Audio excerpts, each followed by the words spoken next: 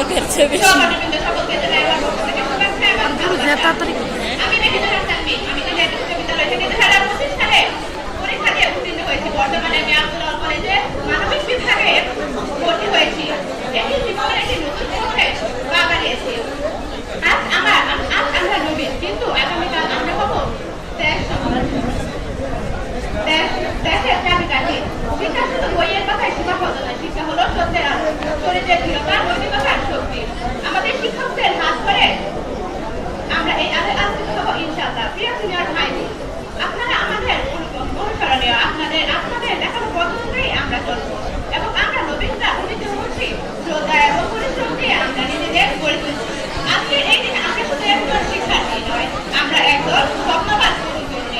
সবশেষে আমি মহান আল্লাহর কাছে একটাই প্রার্থনা করবো, আমরা যেন জীবনের সফলতা আলোয় আলোচিত হতে পারি এবং আমার প্রিয় শিক্ষক এবং অভিভাবকরা সুস্থ থাকেন এবং আমাদের এই কলেজে